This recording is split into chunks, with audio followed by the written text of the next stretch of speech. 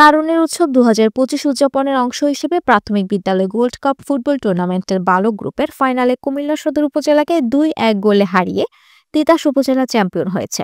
ফাইনালে তিতাস উপজেলা দলের পক্ষে গোল দুটি করেন নাইম ও ফয়েজ। এই টুর্নামেন্টে সেরা খেলোয়াড় নির্বাচিত হয়েছে তিতাস উপজেলা দলের নাইম। বালিকা গ্রুপে বিপাড়া উপজেলাকে ২-০ গোলে হারিয়ে দেবিদ্বার উপজেলা চ্যাম্পিয়ন হয়েছে। ফাইনাল খেলায় দেবিদ্বার উপজেলা পক্ষে গোল দুটি করেন তানিয়া ও সুমাইয়া।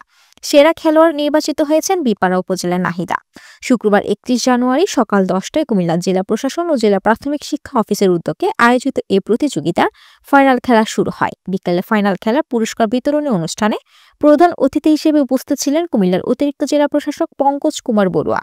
অনুষ্ঠানে সভাপতিত্ব করেন কুমিল্লা জেলা প্রাথমিক শিক্ষা অফিসার তাপস কুমার পাল। অনুষ্ঠানে আরও উপস্থিত ছিলেন কুমিল্লা জেলা ক্রীড়া সংস্থার সাবেক যুগ্ম সাধারণ সম্পাদক মাহবুবুল আলম চপল, সদর উপজেলা শিক্ষা অফিসার আব্দুল্লাহ আল মামুন, সহকারী উপজেলা শিক্ষা অফিসার আনোয়ার হোসেন চৌধুরী, সহকারী উপজেলা শিক্ষা অফিসার মোহাম্মদ ফারুক হোসেন, কুমিল্লা জেলা কারাতে অ্যাসোসিয়েশনের সাধারণ সম্পাদক হাজী মামুন, জেলা ফুটবল কোচ তুহিন শাহিন প্রমুখ।